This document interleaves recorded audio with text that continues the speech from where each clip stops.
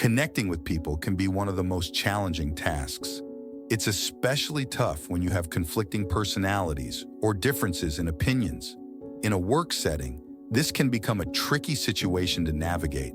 Sometimes, the other person may even be seen as an enemy, rather than just someone you don't particularly like. Finding common ground can help, but it doesn't guarantee a strong connection. Building upon that commonality takes significant effort and skill, but it can lay the foundation for a respectable relationship. Let me tell you a story. In a secluded and overlooked piece of land, tucked away behind the city walls where the delicate balance of life was crucial to the survival of every creature fortunate enough to call this hidden paradise home, a tragic change is taking place. This shift has brought about a slow-moving demise to this fragile piece of land at the hands of an unfamiliar foe, posing a threat to every living creature whose existence here. Many years ago, there lived an elderly woman who owned a farm. It was a safe haven for abandoned cats, where she would provide them with food, care, and nursing until they were well enough to be adopted into loving homes. However, when the old lady passed away, the cats were left to fend for themselves. Without anyone to control their numbers or provide for them, they began to reproduce rapidly and prey on any small animals in their surroundings. Their population grew out of control, much like invasive of weeds in a garden. During this crucial time, high above in the trees, the small squirrels were conducting a meeting. One of the elder squirrels said, "Quiet, everybody. Our numbers are dwindling, and soon we will perish. There's nowhere for us to go. We have to do something. Does anyone have an idea or plan? We're running out of options." All of a sudden, a tiny little hand raised out of the mist within the crowd. It was one of the older squirrels, who was a very good scavenger. The squirrel knew the land better than anyone. The elder squirrel asked, "What is your plan?" After my observations, I've come to the conclusion that it's better for me to keep you in the dark. It will require me to leave for a few seasons, but it's too risky to involve anyone else. Just promise me you'll stay hidden and have faith in my plan," said the scavenger squirrel. "At this point, we are desperate for any solution. I will not argue and pray that your plan will work," said the elder squirrel. And so, with the elder squirrel's blessing, the resourceful squirrel set off to execute his plan. The first part of his plan was to talk to the fox. This was very risky. He knew exactly where to find the fox, who liked to hang out behind one of the old farmhouses, hunting for small mice. The squirrel made sure to climb the highest tree nearby before having a conversation with the fox. That way, he wouldn't become a meal for the fox to eat. "Mr. Fox, Mr. Fox," the squirrel said. The fox looked up and replied, "Well, aren't you a treat?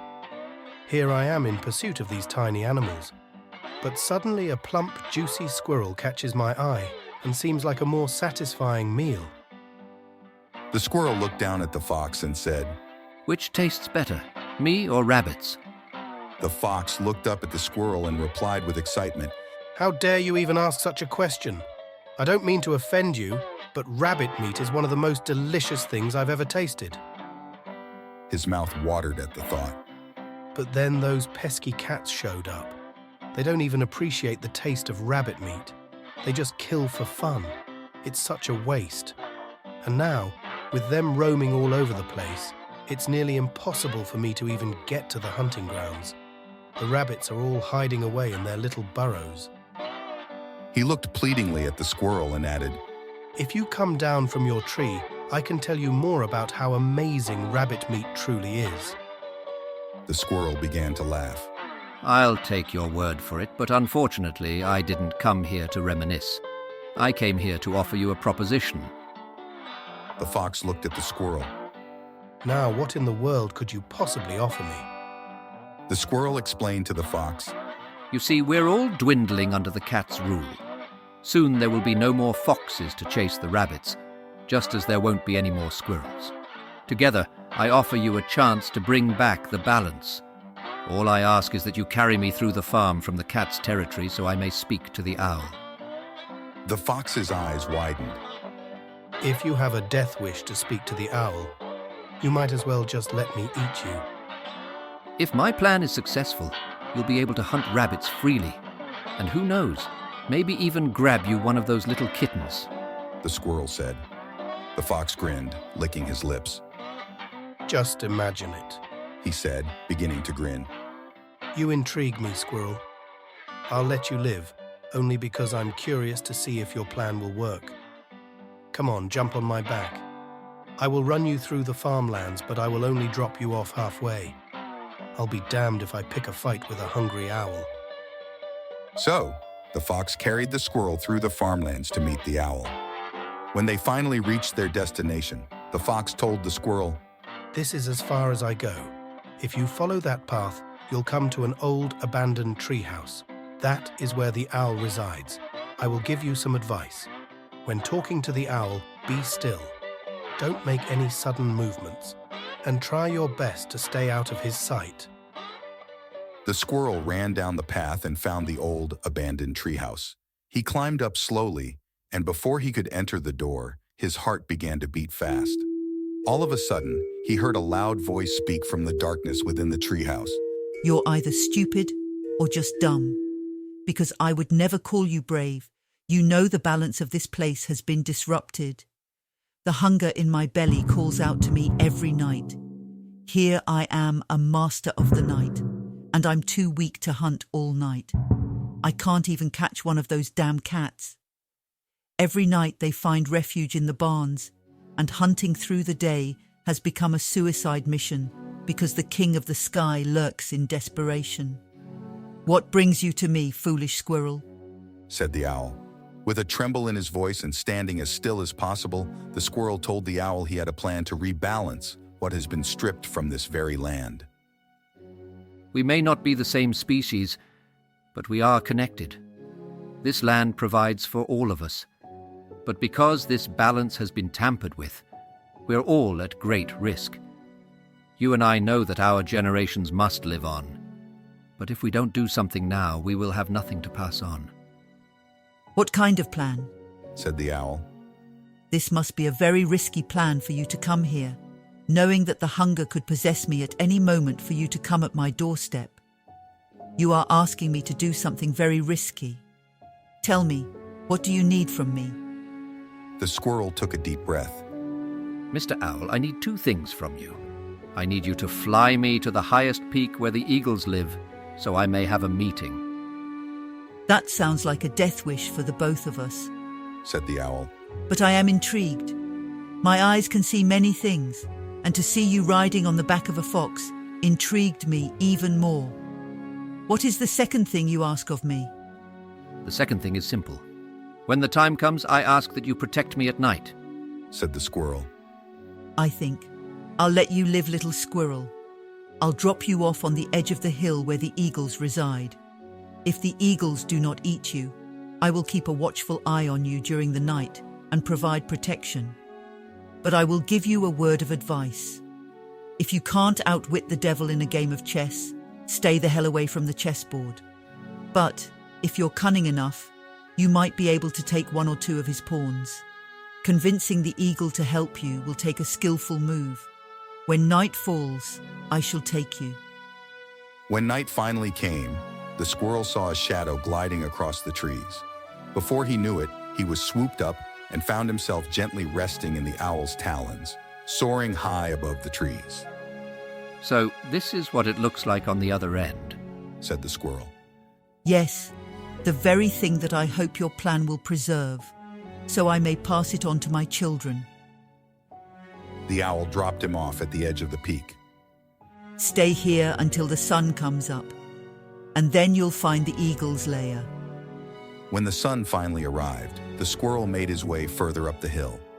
He found the lair. Before he could get even close, he could feel the wind brushing against his fur with a quick reaction. He jumped between two narrow rocks. It was the eagle swooping down on him. Fortunately, the eagle could not get to him. The eagle stood on the edge of the rock and said, "Now isn't this something? I have never had my dinner come to me before. Let me guess, you're tired of living, and you wish for me to take you out of your misery. Come out, little squirrel, and I shall grant your wish." The squirrel's tiny body trembled as it crouched between two narrow rocks, eyes wide with fear as it looked up at the looming figure of the eagle perched on the edge of the rock above. No, Mr. Eagle, please. Your presence has exceeded my expectations, said the squirrel. Flattery will get you nowhere, little squirrel. But I am curious, what brings you here willingly? Replied the eagle. I come in hopes that we can find a solution to save our species. Our numbers are dwindling, and our generations are at risk. And what do you know of generations, little squirrel? Asked the eagle. I know that it's only you and your family left in these lands. And if you cannot feed them, you will have nothing that resembles you left to exist on this land. I can relate. I know you miss soaring through the sky and the thrill of the hunt. The eagle stopped for a moment. What kind of solution are you talking about? Our common enemy needs to be contained, said the squirrel. Are you referring to those pathetic cats? The eagle replied. Yes, Mr. Eagle. But I have a plan to sustain your families, generations and mine as well. I figure, since you're willing to risk your life, you must have a risky plan. And what do you want from me? Very simple. I need you to protect me during the day. I will be at work for a couple of seasons, and I promise I will deliver you a bountiful garden that will sustain your family. A bountiful garden? We do not eat vegetables. This will be unlike any garden you have ever seen before. If I fail you, you may eat me and feed me to your family. I offer you my life. And to make sure I do not escape your grasp, I will sleep on top of the old barn where you may swoop down and take me at will. Little squirrel, I am very intrigued, so I may give you a chance. But remember, a word of advice: hunger makes me unstable. So, do not fail me. We have a deal, stated the squirrel as he emerged from his hiding place. The eagle and the squirrel shook in agreement. The eagle then grabbed the squirrel and flew him back down to the farmland. He had managed to convince the predators, the fox, the owl, and the eagle, to cooperate and play their respective roles. The squirrel wasted no time in getting to work. He hopped into the dirt, digging trenches and planting seeds in precise rows. He even bit into a nearby hose to water the freshly planted ground. From sunrise to sunset, he tirelessly worked while the eagle kept watch from above during the day, and the owl watched impatiently at night from a nearby tree. As the seasons passed, tiny green sprouts began to emerge and gradually grew into bigger plants. But unfortunately, before the squirrel could fully explain his plan, the eagle declared that time was up. Without hesitation, he swooped down, grabbed the squirrel, and took him to the roof of an old barn. You failed, little squirrel. All you've managed to grow are bushes. I don't see anything that will satisfy my hunger, scolded the eagle. Desperately, the squirrel pleaded with the eagle to take a closer look, and upon further inspection, the eagle saw something unbelievable. The cats were prancing around the bushes in a trance-like state. What trickery is this? What kind of magic have you done? Said the surprised eagle. The squirrel explained that the previous owner of the land had been known for growing a special type of bush called catnip that would put cats into a trance when they came near it. The squirrel had taken some before and thought it might be suitable as food since it seemed to please cats so much.